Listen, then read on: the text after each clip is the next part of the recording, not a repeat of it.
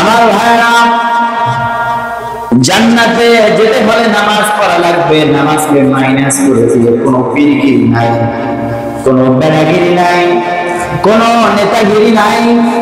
নামাজকে মাইনাস করে দিয়ে কোনো মাতবরি নাই। নামাজকে মাইনাস করে দিয়ে জীবনের কোনো সফলতা নাই। নামাজকে মাইনাস করে দিয়ে জীবনের কোনো উন্নতি নাই। নামাজকে মাইনাস করে দিয়া কোনো পারিবারিক জীবন নাই, রাষ্ট্রীয় জীবন নাই। একদম আল্লাহ রাব্বুল আলামিন বলেছেন, এই কোরআন এমন একটা সংবিধান আমি আল্লাহ তোমাদেরকে দিয়ে দিলাম। জালিকাল কিতাব, এটা এমন একটা কিতাব, লা রাইবা ফীহি, তার ভিতরে কোনো সন্দেহ নাই, সন্দেহের অবকাশ নাই। তোমার পারিবারিক জীবনের রান্নাঘর থেকে একদম সংসদ ভবন পর্যন্ত যা কিছু চালানো দরকার আমি আল্লাহ সব এই কিতাবের ভিতরে খুলে খুলে ধরে ধরে বর্ণনা করে দিয়েছি।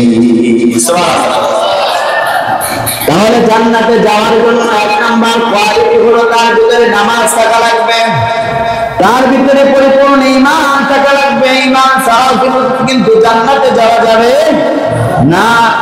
আল্লাহর উপরে ঈমান আনা, তার কিতাবের উপরে ঈমান আনা, ফেরেশতাগণের উপরে ঈমান আনা, রাসূলগণের উপরে ঈমান আনা, কিয়ামত দিবসের উপরে ঈমান আনা, কিয়ামতের পরে মৃত্যুর পরে পুনরুত্থিত হবে এটার উপরে ঈমান লাগবে কি লাগবে না? বলেন লাগবে কি না? কিয়ামতটা যখন কায়েম হয়ে যাবে, মানুষগুলোর কি বিভীষিকাময় মুহূর্ত হয়ে যাবে। গর্ভের সন্তানটার বয়স মাত্র 3 মাস, বাচ্চাটা এখনো পেটের ভিতরে অপরিপক্ক। ইসরাফিল আলাইহিস সালাতু ওয়াস সালাম যখন সিংহায় ফুঁকটা মারবেন, সঙ্গে সঙ্গে অপরিপক্ক বাচ্চাটা প্রসব হয়ে যাবে। জোরে বলেন আল্লাহু আকবার। ছোট্ট সন্তানকে 10 মাস বয়সের একটা বাচ্চাকে বুকের ভিতরে আগলে ধরে মা দুধ পান করাবে। মা তখনই যখন একটা ফুৎকার হয়ে যাবে, মা সন্তানকে ছিটকে নিয়ে ফেলে দিবে।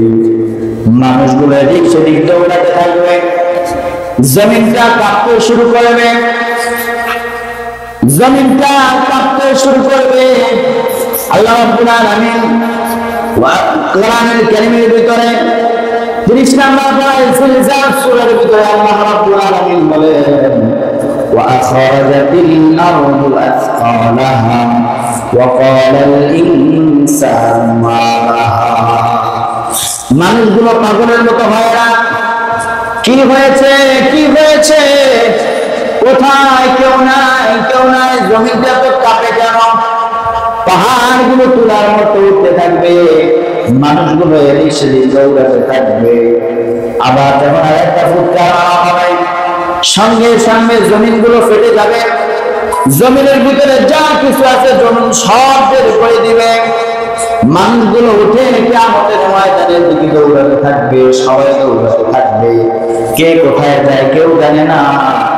এই বিষয়ের উপর ঈমান আনা লাগবে কি লাগবে না? বলেন লাগবে কি না?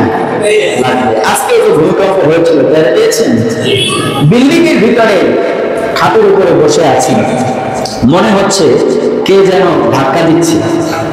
তো আমি আরেকজনকে বললাম, মনে হয় ভূমিকম্প হয়ে গেছে। উনি বলতেছে মনে হয়। এরপরে তাকায় দেখি ফ্যান কাঁপতেছে, মনে হয় যে কলমগুলো খসে খসে পড়ে যাচ্ছে। আল্লাহু আকবার। মাত্র 5.2 পরিমাণ ভূমিকম্প হয়েছে। এইতে মানুষের মনের ভিতরে কি একটা ভয়। তাহলে একটু চিন্তা করেন, ইমাজিন করেন, কিয়ামতের ময়দানে যদি আল্লাহ শুরু করে ফেলেন, ইসরাফিল ফুৎকার দেওয়া শুরু করে, অবস্থাটা কতটা ভয়াবহ হবে। আল্লাহ আমাদেরকে ওই অবস্থা থেকে হেফাজত করেন। পড়েন আমিন। আরো জোরে পড়েন আমিন।